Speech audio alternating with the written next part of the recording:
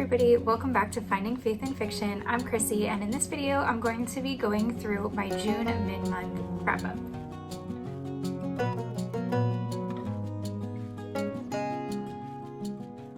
For the month of June, I ended up revising my list that I had in my June hopefuls video a little bit. Yeah, I don't remember how far afterwards that was, but on Instagram I had changed it just a little bit and I had 6 books on there. So let me kind of briefly give you the update on what my June plan ended up being after I posted my June hopefuls video. So on my list I had Ink and Ivy by Ashley Willingham, which was a new release this month and also available on Kindle Unlimited. Part of Your World by 𝘠𝑬𝑠, also a new release for June. To Dance with a Duke by Gabrielle Meyer, which was also a new release for June and is available on Kindle Unlimited.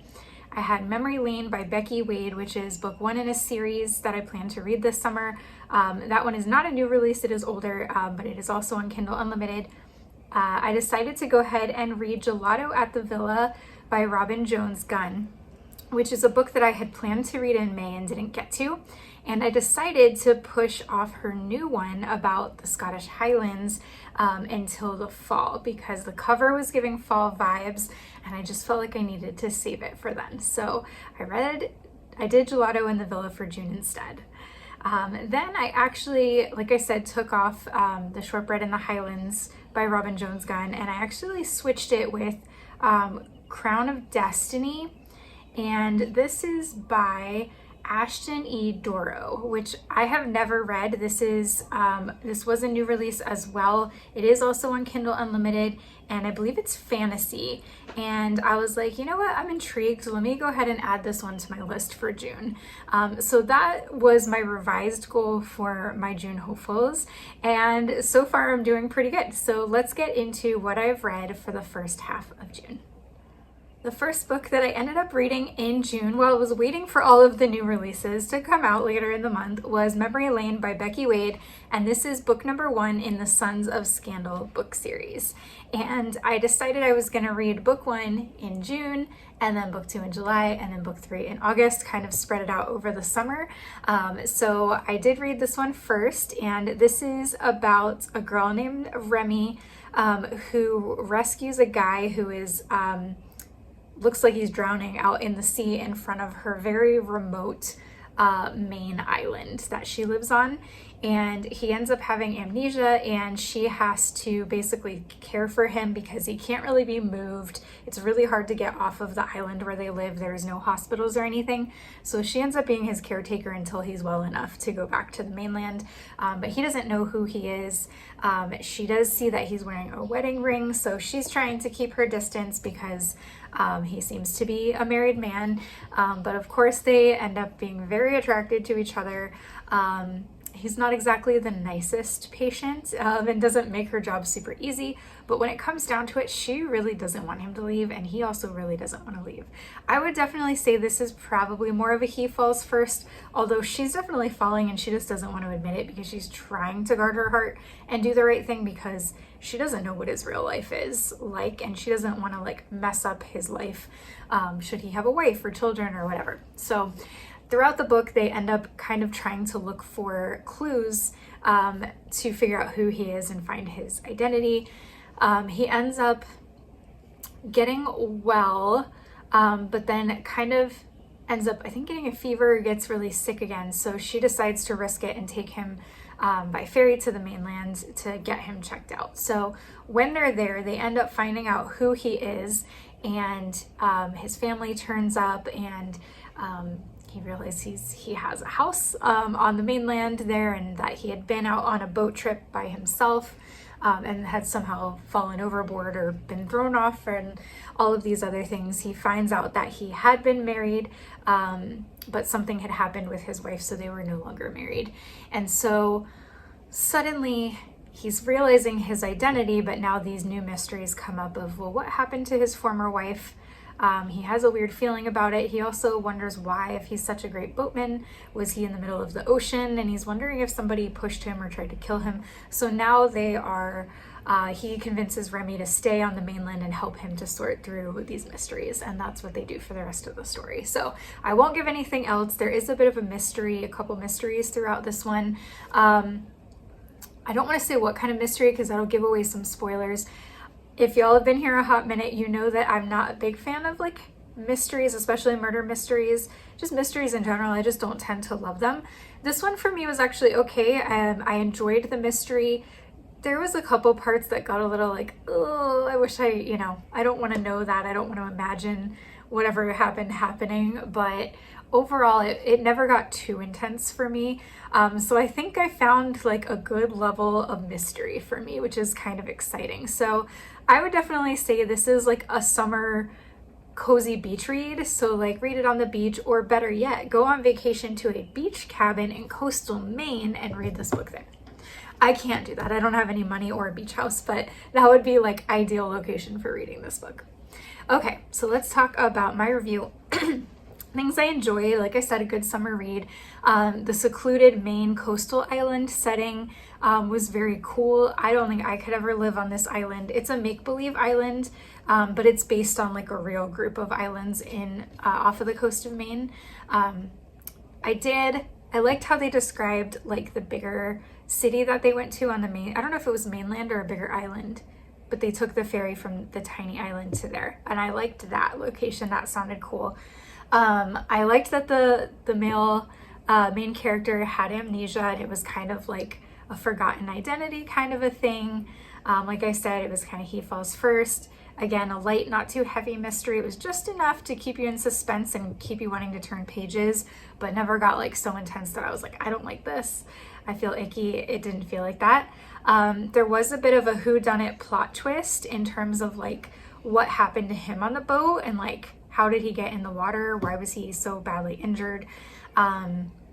Definitely a plot twist at the end. I kind of suspected who done it, but there was enough kind of suspects at play that I wasn't fully sure, and I was like, oh snap, when it was revealed. So I did like that, like it was predictable enough to kind of know like our top 3 suspects, but to still be like, I think this is where it's going, but I'm not totally sure. I did like that. I did like the FMC and MMC together. I was rooting for them to get together and his past to be, figured out and cleared up so that they could get together. And it doesn't say this in the book description, but Remy to me reads very neurodivergent. Like she's very, I wouldn't even say she's type A. She's very organized. She sets alarms. Okay, I'm gonna go for a walk on the beach for 20 minutes, and then I'm gonna eat my breakfast for 20 minutes, and then I'm gonna do my yoga for 20 minutes, and then I'm gonna read my Bible for 20 minutes, and then I'm gonna work for 4 hours, and then when that timer goes off, I'm gonna make dinner, and then like her whole day is regimented, but it's regimented because she can't keep track of time, and she loses track of time, and she gets hyper fixated on work and other things and can't like stop what she's doing. So to me that read like very ADHD, possibly like some female autism, maybe not, but like I liked that there was a little bit of neurospicy in there, because I'm somebody who definitely deals with like time organization as well. So I liked that that was represented in there. It was very just a cute like quirky thing for her to have. And yeah, I thought it was cute how like she like acted like she couldn't wait to get him out of the house. And I keep just saying him, his like John Doe name was Jonah. That's what they decided to call him. He has another name, but I won't give that away. So we'll call him Jonah. But she like kept being like, oh, I can't wait till he leaves. I want my house back to myself. I want my peace and my schedule back. But then really she didn't want him to leave. And then they go back to the mainland, and she ends up staying with this old guy who she's friends with, who had previously lived on her island and had to move back for like health issues. So she stays with him. She's helping him like clean his house, so that it's not all about Jonah, and wants to like kind of keep physical space, since they were already forced proximity at the beginning. But when it comes down to it, she's like, I just want to get home. I just want to get home. But then when it's time to go home, she doesn't actually want to go home. So they both were like definitely like kind of clinging to each other. And I thought that was really cute. Okay, some content warnings. There were some like attempted murdery things. There was mentions of suspected suicide. There was definite betrayal from some characters, maybe multiple. There was sexual assault or rape, but it's off-paged. It was like, it wasn't described in detail. It was just enough so you kind of knew what happened and like how, like what the effects were of that. There's a boating accident, a near drowning, and amnesia. So again, none of these things were ever described super graphically. We know something bad ends up happening to somebody and something bad attempted, but it's not like we find out what happens and how it happened, but it's not like described like in a gory or gross way. So like I said, it was very manageable for me, who was like super sensitive to that kind of stuff. So I rated this for writing 4 stars, and the writing wasn't bad. 4 stars is still very good writing, but yeah, there were like a couple things where I was like, I don't know that a man would really say that, you know what I mean? Like yeah. And this is kind of always my beef with female writers writing male characters. It's hard. And sometimes the male character says and does things as a woman would want them to and not actually as a man would. And I did get that a little bit in this one. It wasn't horrible, but you know, it's not like, her writing's really cute. I like her writing, but it's not like enough to give it a 5-star, if that makes sense. I have such a hard time giving lower ratings, guys, because I think writers are so talented and they work so hard. But 4 star is still a high rating. So characters and content, again, I gave it a 4.0. I thought most of the characters were really good. There was a couple side characters that were a bit annoying to me, but it wasn't anything bad. Faith and content, I give this one a 4. I would say it was moderate faith content. There is like some faith themes throughout. It's not as much as some of the other authors that I read, like Ashley Willingham or 𝘍𝘠𝘕, who really have a lot of faith content. So I gave this one a 4 for that. And then enjoyability, I gave a 4. So it was close enough to the things that I don't like to not be a 5, but not terrible. It was okay for me. So altogether 4 stars. Still a very enjoyable book that I would recommend to those of you who like Christian fiction, a good summer read with maybe just a hint of mystery. And I'll definitely be reading book 2 in July, I think, and then book 3 in August to finish out the series for this one. And I think I know who book 2 is going to be about. I guess I could probably go on Goodreads and check, but I already kind of have an idea of whose story it's going to continue with. And yeah, I'm excited to read book 2 and 3 in the series. The second book that I read in June was Gelato at the Villa by Robin Jones Gunn. This was book 2 in the Suitcase Sisters series. I read number 1 back in April, I think. Had wanted to read Gelato at the Villa in May, and ended up not getting to it because I had just like a rough reading month. But I knew I wanted to go ahead and pick it back up in June, and I'm so glad I did. I was not sure if this book could top Tea with Elephants, which is book number 1, because that one was so nostalgic to me because I had gone to Kenya, but this one takes place in Italy, and it was only a week that I spent in Italy, so not as long as in Kenya, but I still had such a nice time that I was like, okay, this could also be like a really nostalgic, great book. And it was, and I actually think that I liked the characters in this one and their dynamic.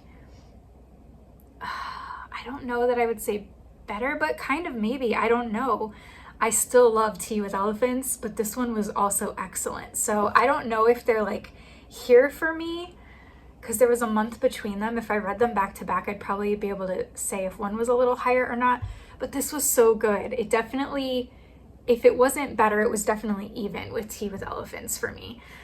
So this is about 2 different friends. I thought the series was going to be like the same 2 friends throughout all, but it's not. It's 2 different friends in each book. So this one was about Grace and Claire. And yeah, they decide to book a trip to Italy. The one character, I think Claire, I'm pretty sure it was Claire. I hope I'm not getting them mixed up. She loves to cook and she wants to take a cooking class in Italy. And so they book different like places to stay and different experiences in Venice, Tuscany, and Florence, and travel around to them. And I went to Venice and I was in Tuscany, not the exact area where they go in this book, but pretty close. I did not go to Florence. So that area was not, that part of the book was not as nostalgic for me, but it still was very enjoyable. And there is so much, like, they do so much sightseeing, so much eating, which I went with my mom and we also ate a lot. Gelato, pasta, bread dipped in olive oil. Like, oh my gosh, it was such a good trip. We walked enough that we didn't gain weight, which was great. But yeah, this made me want to go back and eat all of the things again. And there were even things that they did in Venice where I was like, oh, we didn't do that. I wonder why we didn't do that. And I think it's just because we didn't really research it well enough. We just kind of went and like walked around and like was like, let's see what we see. But there were some places where they were in the book that we went to. So that was cool. And then, yeah, the part where they're in Tuscany, at the cooking school, staying at this like kind of villa thing. And it was just so cozy. It was so Italy, so Mediterranean, and I just really loved reading it. And as was the case with book number one of the friends kind of has a pretty good relationship with God, and the other one is either like not really a believer or is kind of floundering. And so part of what happens in these book series is that the one who's not really in a good place faith-wise kind of has like a redemption and kind of like a come to God moment by the end of the book. And the way this one was done, I mean, book one was so good too, but it was almost humorous how it happened at the end of this story. There's a moment where they meet this big group of travelers and are kind of annoyed at this big group, but then they end up kind of like befriending them, and then they find them again later, and they're kind of immersed into this very like impactful spiritual moment, and what this group's doing ends up kind of sucking them in and becomes part of her moment. And I don't want to say more than that because it was such a special moment and it was so cool how it just kind of popped up. But yeah, I really enjoyed her kind of journey to that. It's just so good. Her writing is so good. Okay, so things I enjoyed, as with the first book, really strong friendships. This is not a romance book. I think both of these girls were married, but it barely mentioned their husbands. Like book one mentioned their husbands a bit more than this one did, but I didn't mind. So strong friendships, redemptive faith, very immersive Italian settings. You will feel like you were there. If you have not been to Italy, you will want to go to Italy. If you have been to Italy, it'll feel like you're home again. Her writing is so good with that. She's just so good at making you feel like you're there in that moment. The foods, of course, the gelato, the pastas, oh, just so good. How the friends balanced their sightseeing for each other's preferences was really cute. So like they would do this thing for Claire and then they would do this thing for Grace. And they kind of like each took a turn at planning like the place where they were staying, and they were always worried like, oh, is it going to be good? Is it going to be bad? We booked it on the internet. And anytime they got somewhere and they're like, oh, this is actually amazing, the one who hadn't booked that place would turn to the friend who had booked it and be like, wow, you did such a good job. Thank you so much for finding this place. And it was just like really sweet how they like thanked each other and showed appreciation to each other. It was just really nice. I liked how both friends like learned something from their trip. They both met people who impacted them deeply, and they both had like takeaways that they took back home with them. And that's kind of a theme through both books. And then the moment near the end at the lake. I think they're up by Florence, like at the border of Switzerland at that part. And like I said, that moment with that other random group that they kind of reconnected with. Yeah, you'll need your tissues for the end. I didn't cry really during the beginning parts of the book, even though there were sweet moments, but that end got me for sure. So some content warnings. These are very clean books. There's never really any like content, but there are some things that if you've dealt with this, you might just want to be aware of. So there was one of the characters dealt with church hurt, and it's why she had kind of pulled away from God, even though she grew up in church. And so I know I've been there and have like a lot of church trauma from my childhood, and I'm sure you might as well. So that was in there. Again, she didn't go so into depth that I would find it triggering necessarily, but it is mentioned several times throughout the book. The other character has to kind of go through overcoming perfectionism and her fears. So like fear of heights, fear of making mistakes. She has a lot of like generational trauma passed down from her mom. She grew up in like a wealthier family, and her mom was all about like appearances and how you act in public, and she's very much like in the book struggling to not have to like try to be perfect all the time and just to enjoy the moment. So if any of those things are triggering to you, it might be helpful to know that. But again, everything in the book was very light and hopeful. It never felt heavy or depressing. And then there was one moment in the book, which I think was in Venice, where I think it was an Italian man kind of harasses one of the characters a bit. She runs away very quickly, but it was definitely like a panic attack moment for her. So that was there too. But that's really all I could think of or remember from the book. So my ratings, I gave the writing 5 stars, sorry. And I think for me, Robin Jones Gunn is going to be that probably for all of her books. I just really like her writing style. It is simple, but beautiful. So when you read her writing, you're like, wow, this is really beautiful. The way that she story tells is gorgeous, but it's not like that type of prose that is like overly flowery or like using huge words like to the point where it's obnoxious. It's accessible but beautiful. So I really love her writing style. So 5 stars. Character and plot was 5. Faith and content, there was a lot of great faith content in this book. Very uplifting. So many different types of faith content too. So that was 5 star, and enjoyability also 5 star. So total, this continued to average 5 star for me. Like I said, I'd probably be surprised if I read a Robin Jones Gunn book at this point that wasn't a 5 star for me. So I'm pretty confident that the next book in the series, which I think is Shortbread in the Highlands. Let me double check. Yeah, Shortbread in the Highlands, just came out in June. Like I said, I'm going to read it in the fall because it has a fall background on it. I anticipate that being 5 stars as well because it takes place in the Highlands of Scotland. That's an automatic, probably 5 star for me, to be honest.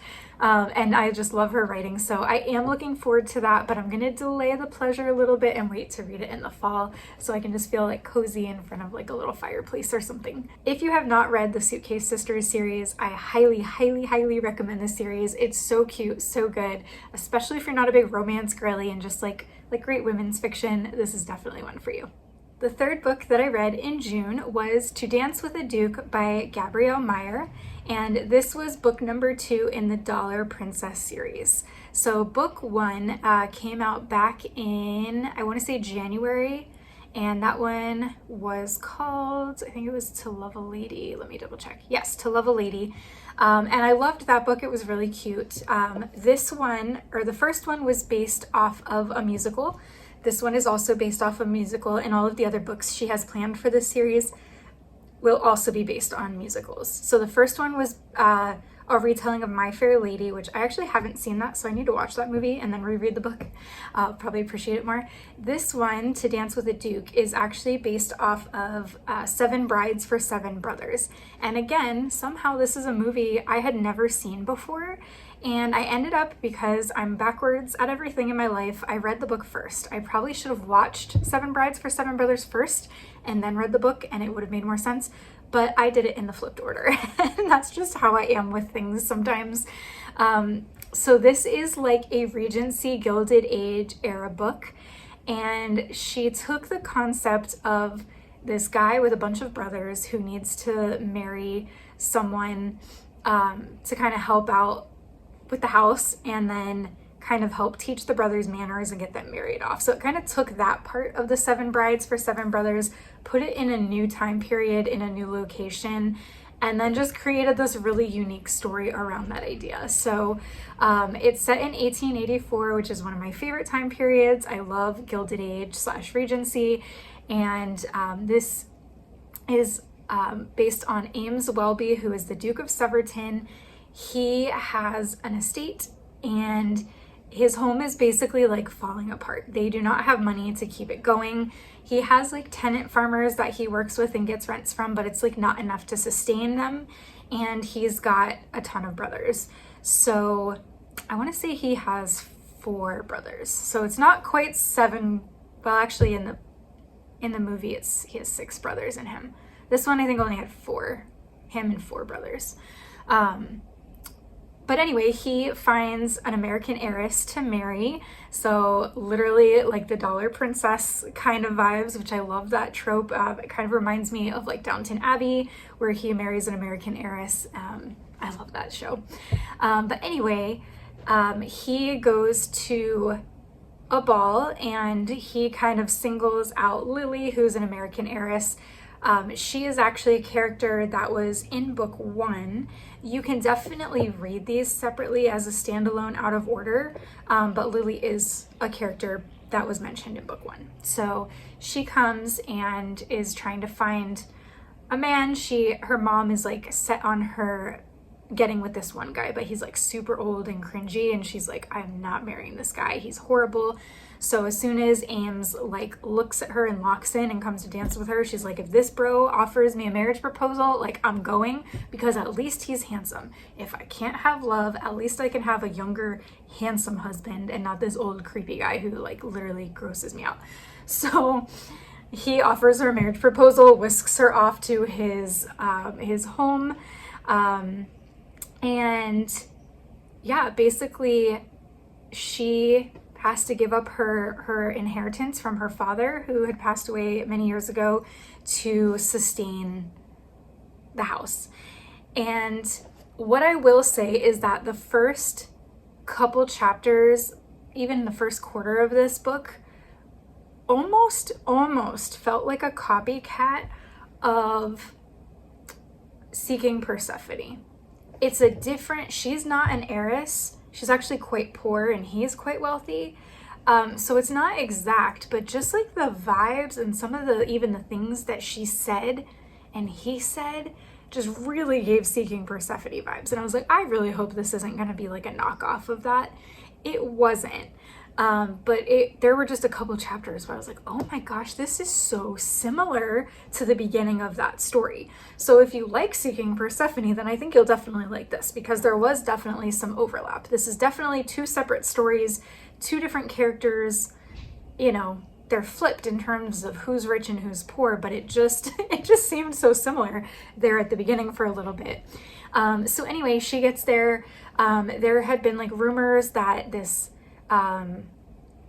estate is haunted and that there was a curse on it because all of the previous earls were killed by their wives. The wives were driven mad by this ghost and driven to kill their husbands. So she's now living in this place, and there's all these like wind and moaning sounds throughout the castle, or whatever it's called, the manor, I don't know. It's more like a castle, yeah. She calls it Pickering. It's called Pickering Castle. And so she's like dealing with that. And like, am I going to be driven mad and kill my husband like all of these previous, you know, duchesses, or like what's gonna happen? She realizes the brothers are so unmannered. They don't know how to like dress for dinner. They don't know what a dressing gong is. It's really funny how she kind of like reins them in and like teaches them manners, kind of like the 7 Brides and 7 Brothers. And she invites a bunch of her heiress friends there to try to hopefully set up some of the brothers with some of her American friends to help bring even more money to the estate. So that brings lots of interesting challenges and drama, and there's some sibling rivalry with the brothers and the women, and her and her new husband are dealing with like getting to know each other. She decides, I actually want a marriage with love, and she decides to try to woo him, but she keeps doing stupid stuff. She's like very prone to stupidity. And I actually remember in book 1, there might have been a mention about her kind of being, I don't want to say ditzy, but just like, yeah, like a little bit clueless, like doing things without really thinking about it. And we definitely saw that play out in this book. There was actually a lot of reviews that were like really annoyed by her character because she would do something that she knew she shouldn't, and she'd be like, well, I'll tell him later, there's no time, I need to act. And then she would like kind of keep it to herself, and then he would always find out before she was able to tell him, and then he'd get mad and be angry at her and kind of not treat her well, and then he'd come back and apologize, but it was like, well, she shouldn't have done what she did in the first place. But you know, for me, I didn't think that. And I could get into a whole spiel about this with the characters, but to me it felt like these are strangers who got married.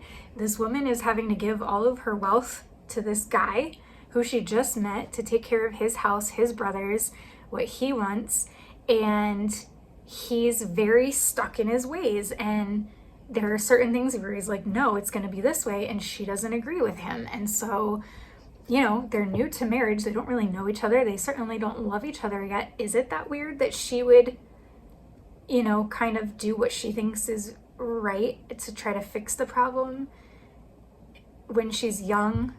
She's naive to life. She just met this guy. He says he doesn't want a love match, so she doesn't think she's loved. Like, there's so many factors there that make that totally believable to me. Was there enough character growth for her by the end? She kind of learns by the end, but it's like she kind of made the same mistake a lot of times. So she's not a quick learner, but again, to me, that's realistic. If she's a stubborn woman who's also young and naive, and all these crazy things are happening and she's like in panic mode, I think that's realistic. So I get what the reviews were saying, but yeah, I got it. I could see why it was the way it was, and it was necessary for the plot to unfold the way it did. So it doesn't matter if you didn't like how she acted, it had to happen for the plot points to happen. So for me, it made sense. So that's my rant about that. I just spent way too much time rambling about that. Okay. So what I enjoyed was the Regency Gilded era setting, the ill-mannered brothers. Lily did, before they got married, basically demand kind of like a prenup agreement where it was like, I will give you my money, but you will tell me, like, we will plan out together how the money is going to be spent. I'm not just going to hand over access to the money and you blow through it.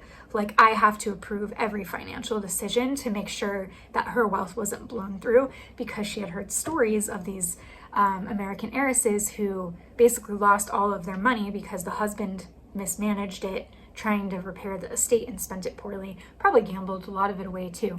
So she was like, that's not happening, I'm not playing that game. So they made that agreement before they got married. So that was, I kind of liked that she did that.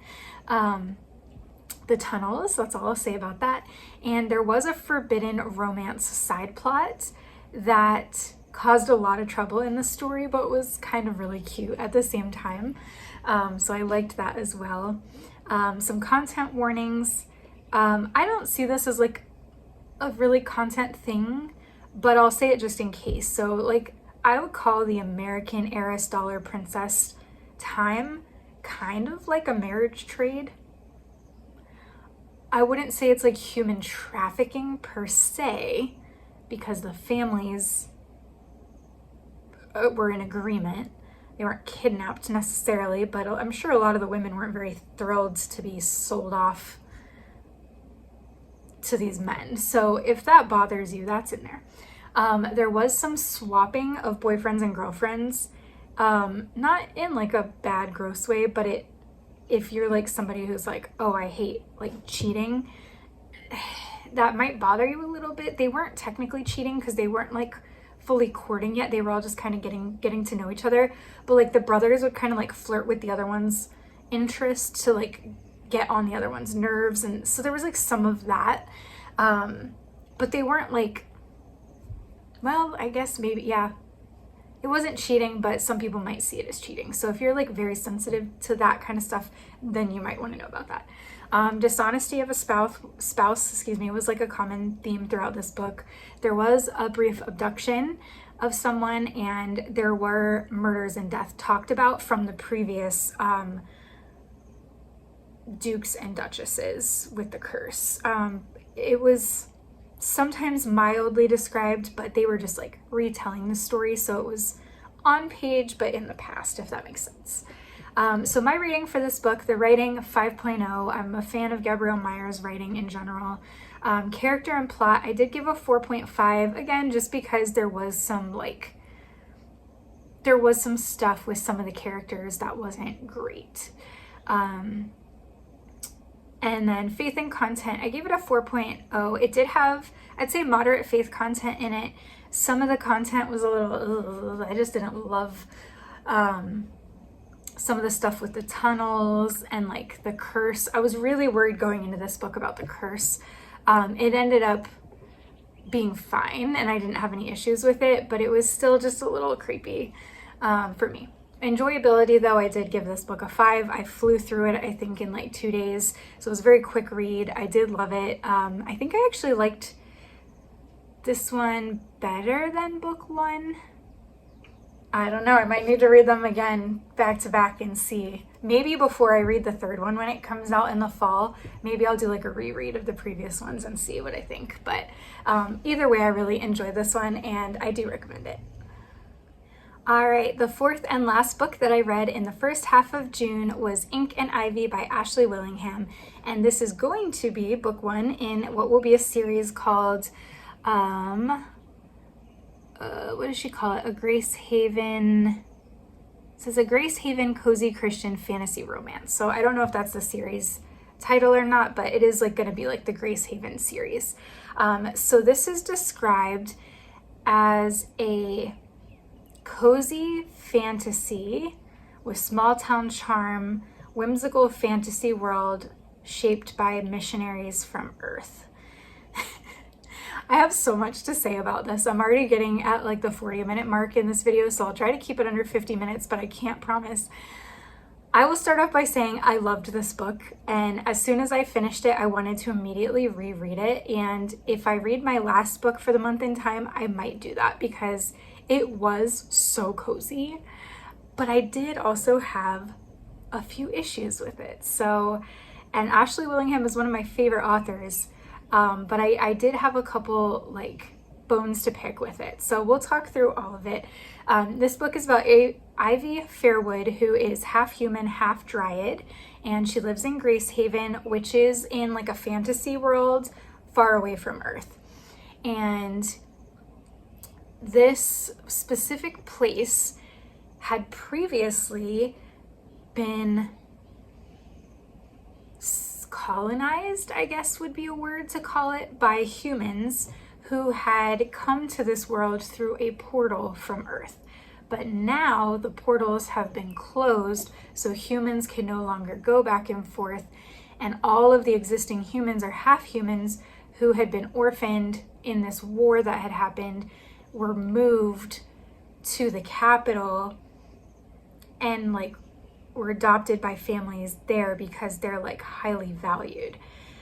But Ivy kind of hides her half human identity, and the people in her town kind of helped protect her so she didn't have to leave to go to the capital, because while both of her parents had died, she was very happy in Grace Haven and didn't want to leave, and so everybody kind of like hid her so that she didn't have to go.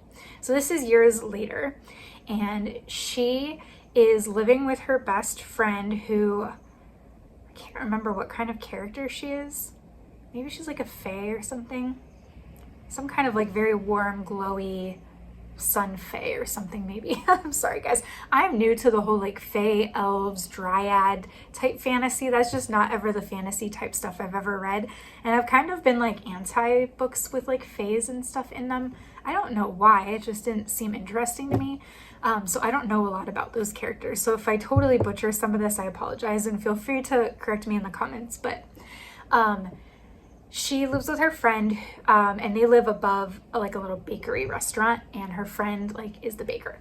And Ivy is very talented with like herbs and apothecary type stuff because she's a dryad, so she has this like kind of magical connection to nature, and like when she's around plants, they just kind of bloom and perk up. So she kind of has like this magic with the plants, sort of. And she's been saving up money to buy this empty store in town to open her own apothecary. Well, one morning she wakes up and realizes that the empty building has been sold, and she is not happy because she's been saving up for a year to buy this store, and now she's like, great, what am I gonna do? There's no other places in town available. There are no other empty buildings for me. And so she ends up realizing that it's an a high elf who had come from the capital and bought this store sight unseen for triple the price. So she's already got a chip on her shoulder with this guy because he basically stole her dream right out from under her, and he's wealthy and he's a high elf from the capital, and she's like, ugh. So she ends up, she's like part of like the welcoming committee for her town, and it's her job to go take him a basket, like a welcome basket, and she doesn't want to, but she knows it's her job, and she doesn't want to make her friends do it because they're busy and they all have businesses and stuff. So she's like, fine, I'll take it. So she goes to give it to him, and immediately he's like, I'm not in search of a wife, and like kind of is a jerk to her. And she's like, I don't want to be your wife, like, and like, so they automatically have this very much like Elizabeth Mr. Darcy introduction. And so now she has a horrible taste in her mouth for this guy. And she goes around town talking smack about him because she didn't like him to begin with because he stole her shop, and now he basically accused her of being like a husband hunter who's out for his money. And she's like, I'm just bringing you a welcome basket from town. Welcome to Gracehaven. So that was pretty funny. This isn't an exact retelling of Pride and Prejudice, but there are a lot of Pride and Prejudice things in the book. There are even some parts that are like word for word, like Mr. Darcy quotes. So while it's not a full Pride and Prejudice retelling, it is definitely heavily Pride and Prejudice themed, if that makes sense. So throughout the story, we have this whole, you know, we are secretly attracted, but we're gonna bicker and act like we're better than each other, and I'm prideful and I'm prejudiced, and it's that whole thing. So while she's very busy hating this high elf, his name is Kaelin, I don't know. While she's busy hating him, she starts receiving these letters from a secret admirer, and sometimes the letters have like a gift, and there's a name signed on it, and it just says your admirer Fern. And she has a feeling that Fern is just like a pseudonym. It's not the person's real name. They're hiding their identity. But basically she keeps getting these letters, and she's like very drawn to the writer. She's like, who could it possibly be? Like, I've lived here my whole life. I know everybody. And her friends are all pitching in, could it be this person? Could it be this person? Could it be this person? And this person is like, has strong faith. They talk about their faith in the letters all the time. They're like a very creative person. They send her baked goods that are like delicious. And so she's very, as like a creative person and somebody who has a relationship with God, she's very drawn to this secret admirer. And so they write back and forth, and eventually she's like, I want to meet you. Like, I need to know your identity. And so he writes back and he's like, okay, at the upcoming party, there was like a ball being hosted for one of her best friends, like engagement party, I think it was. And he's like, I'll meet you there. I'll be the one to come claim the first dance. So she's all panicked. She's freaking out. This is also like, her character is kind of also like an ADHD, neurodivergent kind of character. She's very forgetful, very disorganized, just has a lot of issues with like executive functioning. So again, like, yay for that representation. She forgets to buy a dress for this party, and her secret admirer ends up buying a dress and delivering it, and it's like this gorgeous, beautiful gown that she could never afford. So she dresses all up, she looks beautiful, she goes to this party, and she's looking around, and this guy, Kaelin, the elf that she hates, singles her out and starts walking toward her. And she's like, no, don't talk to me. Don't come talk to me. Don't ask me to dance. If you come ask me to dance, then my secret admirer is not going to come up to me, and I'm never going to know his identity.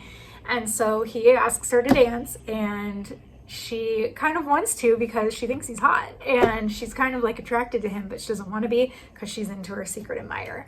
But then these other high elves show up, and the party kind of pauses, and it turns out that Kaelin, whatever his name is actually the cousin of like what do they call him in the book? He's not like the president, but he's not the king. He's like the boss at the Capitol, whatever they called him. He's the high something or other. And I'm sorry, I can't remember. I've been reading a lot of books. And so we find out that he's actually like super high ranking. I think he's an earl or a duke or something. And so everybody's shocked to find out that he's actually nobility. But everyone can tell that there's like a rough relationship between him, his cousin, and him. And the head guy, the cousin who came, ends up seeing Ivy, notices that she's half human and starts asking questions. And so now Kalen's trying to like protect her from getting found out because he's scared that his cousin might try to pull her away to the capital. And he's like, oh no, she's Dryad, or whatever. And so anyway, she ends up kind of like escaping from the room and running off. And he chases after her and some things happen. So anyway, we keep having these things happen. She keeps kind of being forced near him. All of their friends seem to be like trying to get them together, but she's like really just holding out for her secret admirer. But all of a sudden he disappears. And at the same time, the guy who her best friend, who she lives with, has a crush on, had gone away from town for work. And so they all start thinking that the secret admirer was that guy. So her best friend gets really upset, thinking that that's her secret admirer, and that, you know, the guy she loves her best friend. And there's all this drama with that, and she like doesn't talk to her for a while. So there's like all these things going on. Ivy continues to get closer to Kalen through different events. He actually has a daughter who's like very cute and sweet, and everybody loves her, and she kind of befriends Ivy, and Ivy befriends her. So Ivy starts spending time with the little girl because she keeps asking. She's like, will you take me into the forest and teach me how to, you know, find like herbs and different things, and teach me, you know, how to do all these things. And so he ends up going with them. And anyway, she ends up kind of having mixed feelings between her secret admirer and him. So at the end of the book, she basically has to make a choice of if she's going to let go of her interest in her secret admirer and follow her heart, which is really leading her towards the elf guy, Kalen, and what she's gonna do. So I'll leave it there, so I don't give any spoilers. So what I loved about this book, it is so cozy. When it says a cozy fantasy, it really is. It's like so cottagecore vibes and so cozy. I loved that part of it. I did enjoy some of the fantasy creatures because they were new to me. There's like a dragon shifter, there's fae, there's dryads, there's the high elves. There is more than that too, but I can't remember all of them. Oh, there's like something called a fable cat. I don't know if that's like a fantasy term or if that's just in this book, but it's like a cat who talks. And there's rabbits too, so they're like animals but they talk, and they have like, they're very humanistic, but they still are in the form of like the animal. So that was kind of interesting and new to me. I liked that it had the Pride and Prejudice kind of inspired elements to it. There was even a moment towards the second half that gave me You've Got Mail vibes, and maybe that was just like the hidden identity of like the secret admirer. It felt very much like that. So I did love that because I love that movie. There was very strong faith in scripture in this one, which again, that's pretty normal for Ashley Willingham. She always does a really good job of how she incorporates the faith. I do have some comments about that, so I'll come back to that later. It was a slow burn romance, because both her situation with the secret admirer and the situation with Kalen, both of those kind of stretch throughout the entire book, and it's right at the end where it kind of, she has to choose and it comes to a conclusion. So it was definitely swoony, both relationships. Do I think it felt cheaty with her doing both of them? No, because she hadn't committed to either of them at that point. She did feel bad though, because she had definitely expressed interest in Fern, the secret admirer, and then she did start to have feelings towards Kalen, so there was some guilt about that, and she was kind of trying to figure out how she knew she needed to end one or the other, and she was working on that as things kind of concluded. So I don't feel like it crossed any lines in terms of cheating, in case you're wondering. 𝘕𝑦𝑑𝐺, Caitlin's daughter, was super cute. She was super just like bubbly and sweet, and I liked her character. And then yeah, the letters from the Secret admirer were really sweet, and who wouldn't love to get like beautiful you know, letters delivered with amazing food? Like that's the dream, I think. So content warnings, again, Ashley's books are very, very, very clean. So overall, I don't have a lot to say, but I guess for potential trigger warnings, there's an orphaned adult character whose parents had both passed away, and she's kind of, yeah, she's dealing with feelings of like, do I belong? Kind of, how do I belong? How do I make my own space in this town without, yeah, being a burden to the people around me, because they'd all kind of helped her. She's living with her friend. She wants to be out on her own and independent, so she doesn't feel like she's a burden to anyone, and like establish her own identity as a citizen. There were magical creatures, and there were some magical elements, like, I don't want to say powers, but kind of like Caithlin, the high elf, he could like move wind and like bend wind. And then Ivy, again, with like the flowers and plants, she could kind of like help grow them or perk them up. So if you don't like any kind of magic, that might be an issue for you. But that was such a very light part of the story, and I'll explain why in a few minutes. Again, so light magic, they talk about like glowing sunshine, warm skin that like produced heat, dryads with the plants, elves controlling the wind, etc. So there was that, but otherwise squeaky clean. My rating for this book, I gave the writing 5 stars. Again, I love Ashley Willingham's writing in general. Characters and plot, I gave it a 4.5, and I'm going to get to that in a minute. Faith and content, 5 stars. The faith is very strong, very well written, and enjoyability, 5 stars as well. Again, I flew through this book and wanted to immediately reread it. Okay, so let's get into my little bit of beef that I have with this book. And again, this did not really lower my enjoyment of the book. It was still highly enjoyable, but as a reading and writing teacher, I just have to point it out because that's just how my brain works. And most people might not be bothered by this at all, but I was just like, okay, this, if I were the author, I would have liked more of this, I guess.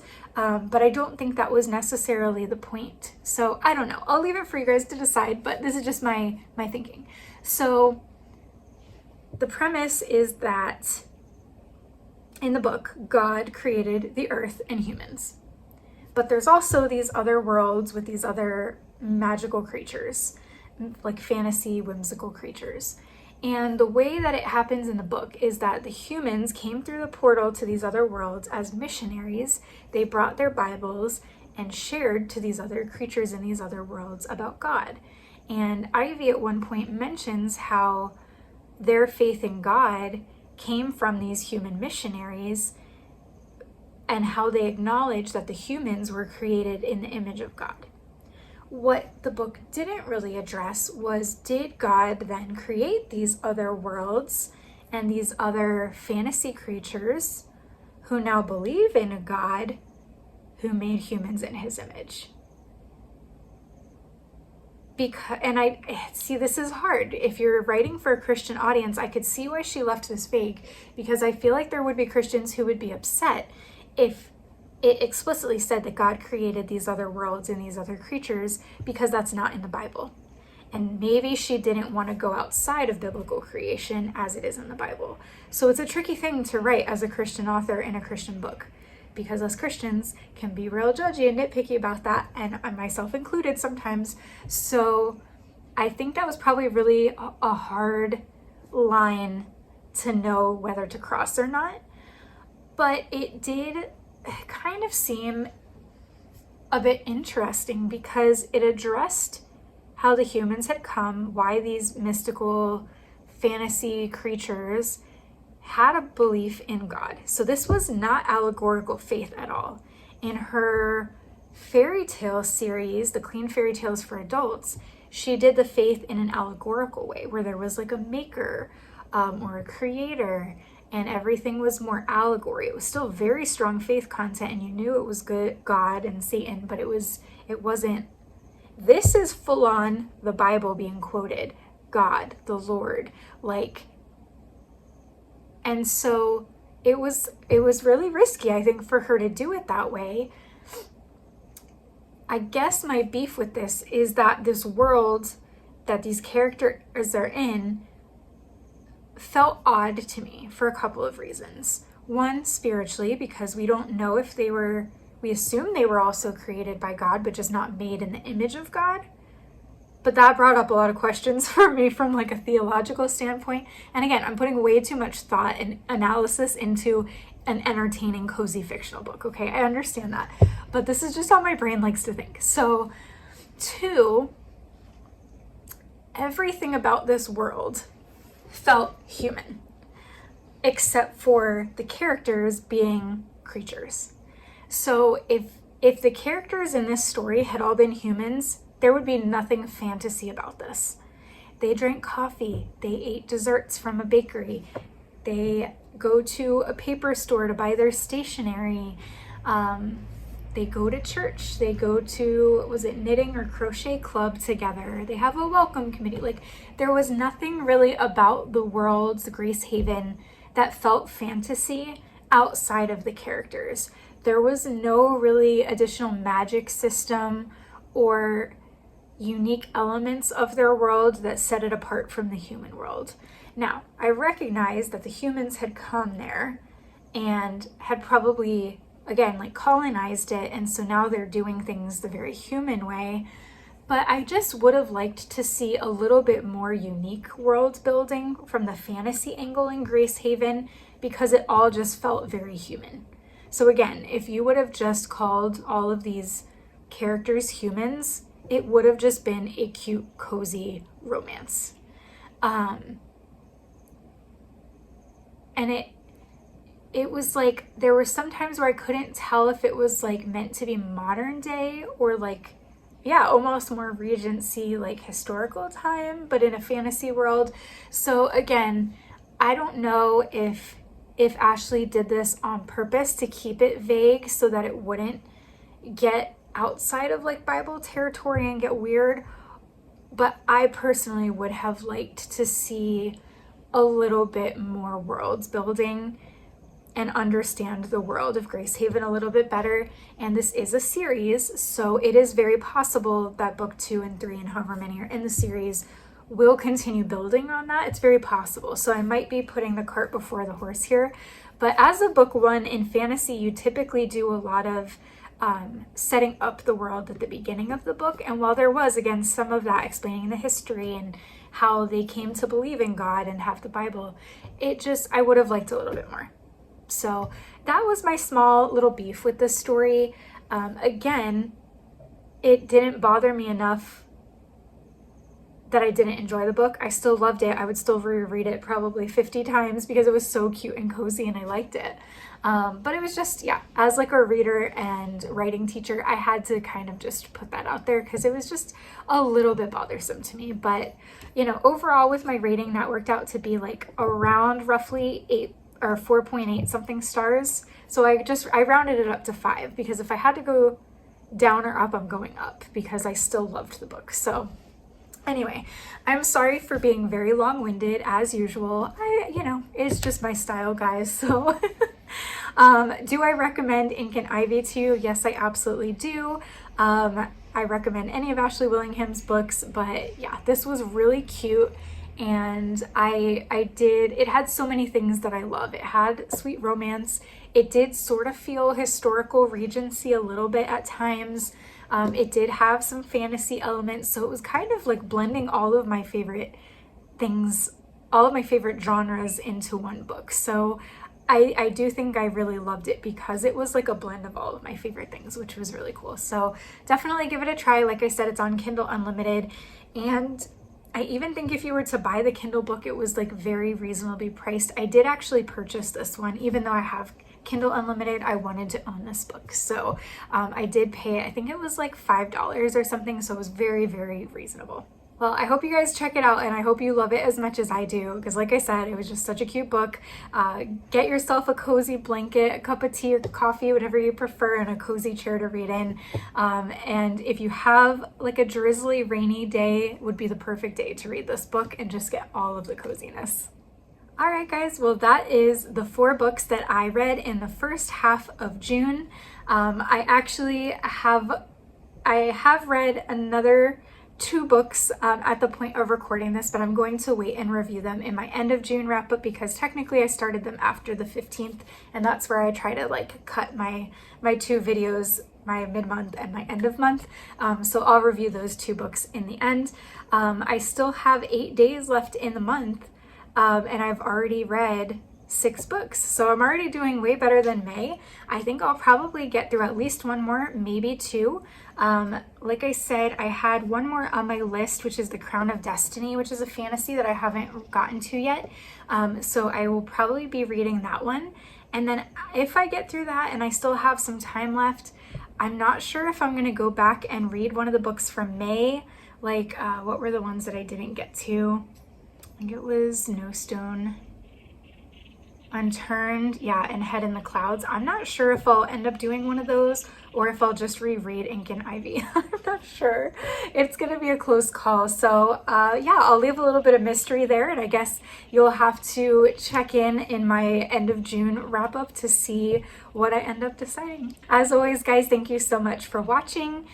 Please let me know in the comments if you made it to the end. Put a little heart please there if you make it to the end.